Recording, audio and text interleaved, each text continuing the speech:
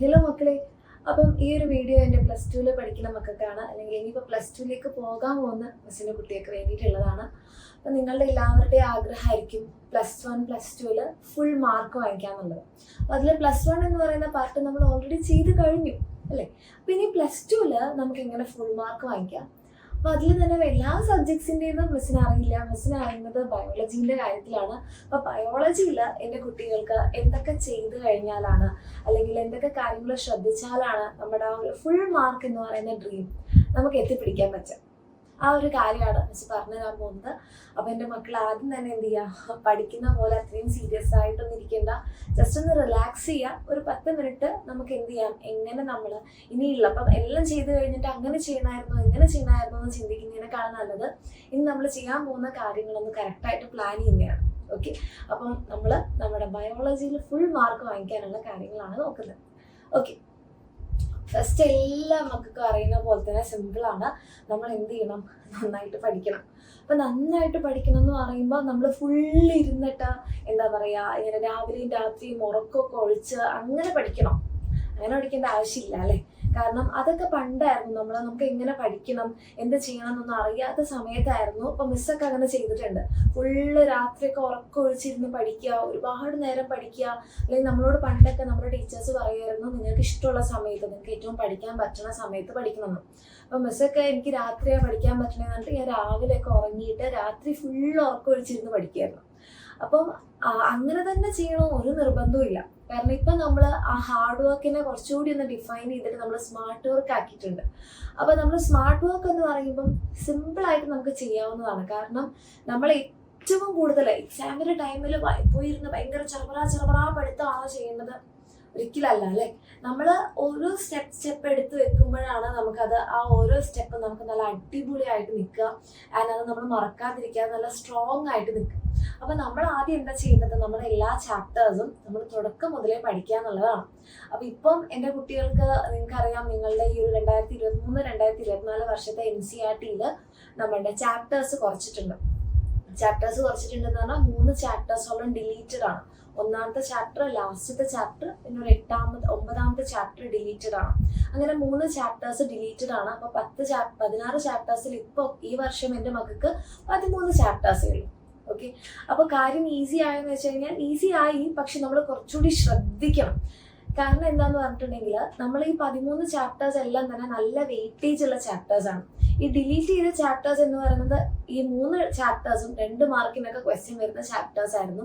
അപ്പോൾ ബാക്കി എൻ്റെ മക്കളുടെ കയ്യിലുള്ള 13 ചാപ്റ്റേഴ്സിൽ ഞാൻ പറയും 11 ചാപ്റ്റേഴ്സും നല്ല വെയിറ്റേജ് ഉള്ള ചാപ്റ്റേഴ്സാണ്. അതിൽ 2 ചാപ്റ്റേഴ്സ്, ഇപ്പം 3ാമത്തത് റീപ്രൊഡക്റ്റീവ് ഹെൽത്തും ആൻഡ് അതുപോലെ തന്നെ നമ്മുടെ മൈക്രോബ്സ് ഫോർ ഹ്യൂമൻ വെൽഫെയർ, ഈ 2 ചാപ്റ്റേഴ്സിന് മാത്രമേ 2 മാർക്കിന് ചോദ്യങ്ങൾ വരുന്നുള്ളൂ. ബാക്കി എല്ലാം തന്നെ നല്ല വെയിറ്റേജ് ഉള്ള ചാപ്റ്റേഴ്സാണ്. അപ്പം നമ്മൾ +1 എങ്ങനെയായിരുന്നു, നമുക്ക് ഒരുപാട് ചാപ്റ്റേഴ്സ് ഉണ്ടായിരുന്നു, പക്ഷെ എല്ലാം തന്നെ കുട്ടി കുട്ടി ചാപ്റ്റേഴ്സ് ആയിരുന്നു അല്ല. എല്ലാം 2 മാർക്ക് വരുന്നതാണ്. പക്ഷേ +2 അങ്ങനെ ഇല്ല. +2 ബയോളജിയിൽ എല്ലാം തന്നെ നല്ല വെയിറ്റേജ് ഉള്ള ചാപ്റ്റേഴ്സാണ്. അപ്പം അത് നമ്മൾ ആദ്യമേ പഠിച്ചു പോയിട്ടില്ലെങ്കിൽ തീർന്നു എന്ന് പറഞ്ഞിട്ടുണ്ടെങ്കിൽ നമുക്ക് ബുദ്ധിമുട്ടാവും എക്സാം ടൈമിൽ. അപ്പോൾ ഒരു കാര്യം എൻ്റെ മക്കൾ ശ്രദ്ധിക്കുക, ഫസ്റ്റ് മുതലേ പഠിച്ചു പോകാം. അപ്പം അങ്ങനെ ഫസ്റ്റ് മുതലേ പഠിച്ചു പോകുന്നതിൽ എപ്പോഴും നിങ്ങൾക്ക് പല ഓപ്ഷൻസ് ഉണ്ട്. ഒന്നെങ്കിൽ നിങ്ങൾക്ക് വേറെ എവിടെയെങ്കിലുമൊക്കെ പഠിക്കാം, അല്ലെങ്കിൽ നമ്മുടെ എക്സാം എന്നാണ്ട് ഒരേ ബാച്ചിൽ നിങ്ങൾക്ക് പഠിക്കാം. അങ്ങനെ പഠിക്കുന്നവരുണ്ടാകും. അങ്ങനെ പഠിക്കുന്നവർ 1-2 ചാപ്റ്റേഴ്സ് ബയോളജി കഴിഞ്ഞു എന്നാണ് എൻ്റെ ഒരു വിശ്വാസം. അപ്പോൾ എൻ്റെ മക്കള് ഇപ്പം നിങ്ങൾ പഠിക്കുമ്പോൾ എപ്പോഴും നിങ്ങളുടെ കയ്യിൽ എന്തുണ്ടാവണം, ഒരു ബുക്കും ഒരു പെന്നുണ്ടാവണം. പിന്നെ നിങ്ങളുടെ കയ്യിൽ ടെക്സ്റ്റ് ബുക്ക് ഉണ്ടെങ്കിൽ ഏറ്റവും നല്ലത്. നമ്മുടെ ഹാർഡ് കോപ്പി ഉണ്ടെങ്കിൽ NCERT-യുടെ ലേറ്റസ്റ്റ് എഡിഷൻ ഹാർഡ് കോപ്പി ഉണ്ടെങ്കിൽ നല്ലത്. അതല്ലെങ്കിൽ നിങ്ങളെ ലാപ്ടോപ്പോ ഫോണിലോ PDF ഫോമിൽ ഉണ്ടായാലും മതി.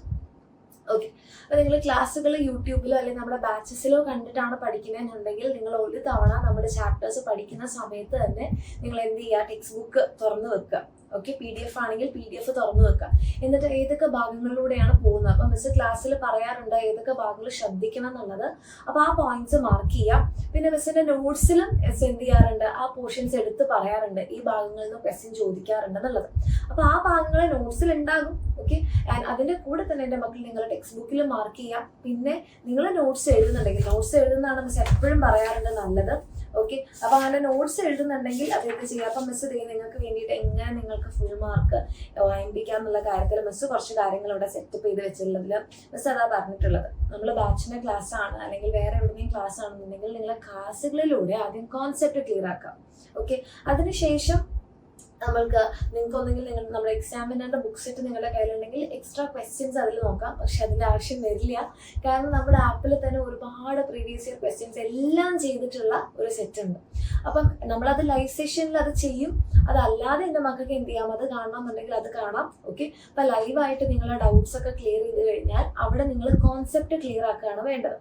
അങ്ങനെ കോൺസെപ്റ്റ് ഒന്ന് സെറ്റ് ആയി കഴിഞ്ഞാൽ നമുക്ക് എന്ത് ചെയ്യാം, നമ്മൾ പ്രീവിയസ് ഇയർ ക്വസ്റ്റ്യൻസ് ഒക്കെ ചെയ്ത് നോക്കാം. ഓക്കെ, അതും നമ്മുടെ ആപ്പിൽ തന്നെ ഉണ്ട്. അതല്ല പിന്നെ നമ്മുടെ ലൈവ് സെഷൻസിൽ നമ്മൾ ചെയ്യിക്കും. ഓക്കെ, ദെൻ നിങ്ങൾക്ക് നെക്സ്റ്റ് ആയിട്ട് ചെയ്യാൻ പോകുന്നത് എന്തായാലും നമ്മുടെ ബുക്സ്, നമ്മുടെ എക്സാമിനുള്ള ബുക്ക് സെറ്റ് നിങ്ങളുടെ കയ്യിലുണ്ടാവുമല്ലോ മക്കളെ. അപ്പോൾ അതിനകത്ത് കുറേ സിമ്പിൾ ആയിട്ടുള്ള നിങ്ങളുടെ കോൺസെപ്റ്റ്സ് ക്ലിയർ ആക്കാനുള്ള ക്വസ്റ്റ്യൻസ് ഉണ്ട്. അപ്പോൾ അത് നിങ്ങൾക്ക് പ്രാക്ടീസ് ചെയ്യാം. അത് കഴിഞ്ഞ് നമ്മുടെ ഒരു ചാപ്റ്റർ കഴിഞ്ഞു. അപ്പോൾ ഒരു ചാപ്റ്റർ കഴിഞ്ഞ് ഇനി ഞാൻ അടുത്ത വർഷം എൻ്റെ എക്സാമിൻ്റെ ടൈമിലാണോ ആ ചാപ്റ്റർ നോക്കേണ്ടത്. അങ്ങനെ ചെയ്ത് കഴിഞ്ഞാൽ നമുക്ക് ആ ഒരു ഫുൾ A+ അല്ലെങ്കിൽ ഫുൾ മാർക്ക് എന്ന് പറയുന്ന സംഭവത്തിലേക്ക് എത്താൻ ബുദ്ധിമുട്ടാവും. കാരണം നമ്മൾ കോൺസെപ്റ്റ് നന്നായിട്ട് മറന്നു പോയിട്ടുണ്ടാവും. ഓക്കെ, അപ്പൊ നമ്മൾ പിന്നെ അടുത്ത ചാപ്റ്റർ പഠിക്കുന്നു. അടുത്ത ചാപ്റ്റർ ഇതേ ഒരു സീക്വൻസിൽ കോൺസെപ്റ്റ് ക്ലിയർ ആക്കുന്നു, ക്വസ്റ്റ്യൻസ് ചെയ്യുന്നു, നമ്മൾ നോട്ട്സ് ഒക്കെ ഒന്ന് വായിച്ചു നോക്കുന്നു. മിസ്സിന്റെ നോട്ട്സ് ആയാലും നിങ്ങൾക്ക് കിട്ടും, അല്ലെ നമ്മുടെ ഏത് ഫാക്കൽറ്റി ആണോ ക്ലാസ് എടുക്കുന്നത് അതിന്റെ നോട്ട്സ് നിങ്ങൾക്ക് കിട്ടും. ആ നോട്ട്സ് വായിച്ചാലും മതി. നോട്ട്സ് പ്രിപ്പയർ ചെയ്യാൻ മടിയുള്ളവരാണെങ്കിൽ ആ നോട്ട്സ് വായിച്ചാലും മതി. ഓക്കെ, അപ്പം അങ്ങനെ നമ്മൾ ചെയ്യും. അത് കഴിഞ്ഞാൽ നമ്മൾ എന്ത് ചെയ്യുക, വെറുതെ നമ്മൾ ഒരു 2 ചാപ്റ്റർ ഒക്കെ കഴിഞ്ഞ് കഴിഞ്ഞാൽ അടുത്ത ചാപ്റ്ററിലേക്ക് ചാടുന്നതിന് മുൻപായിട്ട് നമ്മൾ എന്ത് ചെയ്യണം എന്ന് പറഞ്ഞാൽ ഒന്നാമത്തെ ചാപ്റ്റർ ഒന്നുകൂടെ വായിച്ചു നോക്കാം. എന്ന് വെച്ചാൽ ഫുള്ള് നമ്മൾ ആദ്യം പഠിച്ചതുപോലെ പഠിക്കണം എന്നല്ല, നമ്മൾ ജസ്റ്റ് ഒന്ന് നോട്ട്സ് വായിച്ചു നോക്കാം. അതെന്തായാലും എൻ്റെ മക്കൾ ചെയ്യണം, കാരണം റിവിഷൻ ഭയങ്കര ഇമ്പോർട്ടൻ്റ് ആണ്. നിങ്ങൾ നോട്ട്സ് വായിച്ചാൽ മതി. ഒന്നുകിൽ നിങ്ങൾ എഴുതിയ നോട്ട്സ് വായിക്കാം.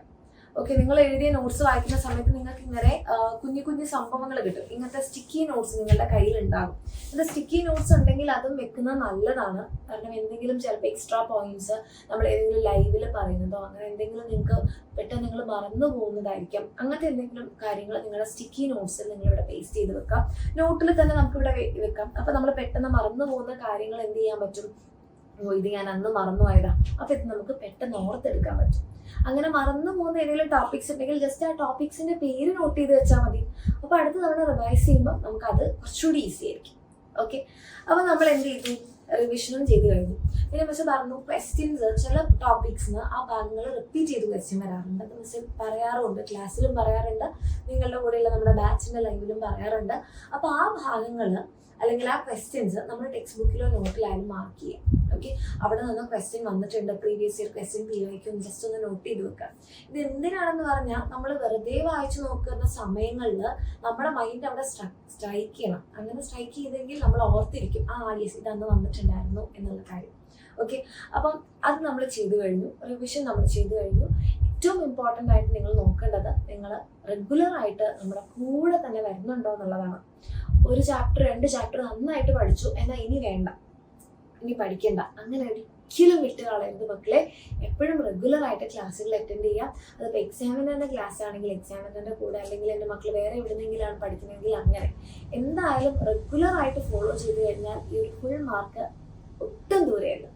ഓക്കെ, അതങ്ങനെ ചെയ്യാം. പിന്നെ നിങ്ങൾക്കിപ്പം മിസ് പറഞ്ഞു 2 ചാപ്റ്റർ ഒക്കെ കഴിഞ്ഞാൽ റിവിഷൻ ചെയ്യണം. അപ്പോൾ ആ റിവിഷൻ ചെയ്യാൻ, ഒറ്റയ്ക്ക് റിവിഷൻ ചെയ്യാൻ ബുദ്ധിമുട്ടാണെന്നുണ്ടെങ്കിൽ എൻ്റെ മക്കളുടെ മുന്നിൽ വളരെ നല്ലൊരു ഓപ്ഷൻ ഉണ്ട്. അപ്പോൾ നിങ്ങൾ നമ്മുടെ ബാച്ചിലെ കുട്ടികളാണെങ്കിൽ നേരത്തെ പഠിച്ചു കഴിഞ്ഞിട്ടുണ്ടാവും. പിന്നെ നമ്മൾ ഇടയ്ക്ക് യൂട്യൂബിൽ റിവിഷൻ വെക്കാറുണ്ട്. യൂട്യൂബിൽ 1 ഷോട്ട് ആയിട്ടും ചെറിയ ചെറിയ ക്ലാസ്സുകളൊക്കെ ആയിട്ട്. അപ്പോൾ നിങ്ങളതിൽ വെറുതെ വന്നിരുന്നാൽ മതി. നിങ്ങൾക്ക് ചിലപ്പോൾ നിങ്ങളുടേതായിട്ടുള്ള വർക്ക് ചെയ്യാം. നിങ്ങൾ ചുമ്മാ അലക്സ എപ്പോഴും പറയാറുണ്ട്, നിങ്ങൾ എന്ത് ചെയ്യുക, അത് കേട്ടുകൊണ്ടിരിക്കുക. അപ്പം നിങ്ങളുടെ മൈൻഡിലൂടെ ആ സാധനങ്ങൾ ഇങ്ങനെ പ്രോസസ്ഡ് ആവും. ഓക്കെ, ചുമ്മാ കേട്ടിരുന്നാൽ മതി. അപ്പൊ നിങ്ങൾക്ക് കേൾക്കുമ്പോൾ തന്നെ നിങ്ങൾക്കും ഒരു കോൺഫിഡൻസ് ഇട്ട് ഇത് എനിക്ക് എഴുതാൻ കിട്ടുന്നുണ്ട്, അല്ലെങ്കിൽ എനിക്കിത് പഠിച്ച ഓർമ്മയുണ്ട്. അത് നിങ്ങളുടെ കോൺഫിഡൻസ് വളരെ നന്നായിട്ട് ബൂസ്റ്റ് ചെയ്യും. പക്ഷെ ആ ഓവർ കോൺഫിഡൻസ് ആവാതെ നമ്മൾ അതിനെ മെയിൻറ്റെയിൻ ചെയ്ത് കൊണ്ടുപോകാം. ഓക്കെ, അപ്പം ഇങ്ങനെ ശ്രദ്ധിച്ചാൽ മതി. ബയോളജിയുടെ കാര്യത്തിൽ മിസ് പറയുകയാണെങ്കിൽ നിങ്ങൾ ഒരിക്കലും ബൈഹാർട്ട് ചെയ്യരുത്. റിവൈസ് ചെയ്യുക, വായിക്കുക, കോൺസെപ്റ്റ് മനസ്സിലാക്കുക, റിവൈസ് ചെയ്യുക, വായിക്കുക, അത്രമാത്രം ഒരു കാരണവശാലും നിങ്ങൾ ബൈഹാർട്ട് ചെയ്യരുത് മക്കളെ. അത് നമുക്ക് ഒരു കാരണം മിസ് അതിൻ്റെ ഒരു വിക്ടിമാണ്. ആക്ച്വലി മിസ് +1 +2 ഒക്കെ മിസ്സിന് ഞാൻ നല്ലപോലെ ഹാർഡ് വർക്ക് ചെയ്തിട്ടുണ്ടായിരുന്നു. പക്ഷെ എനിക്ക് അതിൻ്റെ റിസൾട്ട് കിട്ടിയില്ല. കാരണം ആ സമയത്ത് എനിക്ക് അറിയില്ലായിരുന്നു എങ്ങനെ പഠിക്കേണ്ടതെന്ന്. ഒന്നാമത് മലയാളം മീഡിയത്തിൽ നിന്ന് ഇംഗ്ലീഷ് മീഡിയത്തിലേക്ക് വന്നൊരു ബുദ്ധിമുട്ടുണ്ടായിരുന്നു. പിന്നെ അതുകൊണ്ട് തന്നെ ഞാൻ കുറച്ച് കൂടുതൽ ഹാർഡ് വർക്ക് ചെയ്ത് ഫുൾ ഇരുന്ന് പഠിക്കുമായിരുന്നു. പക്ഷെ പഠിച്ചതെല്ലാം ബൈഹാർട്ടിങ് ആയിരുന്നു. അപ്പോൾ അത് കാരണം എനിക്ക് എൻ്റെ എക്സാമിന് ഞാൻ ഹാർഡ് വർക്ക് ചെയ്ത ആ ഒരു റിസൾട്ട് കിട്ടിയിട്ടില്ല. പിന്നെയാണ് മിസ്സിന് മനസ്സിലായത് ആ പഠിക്കേണ്ട രീതി.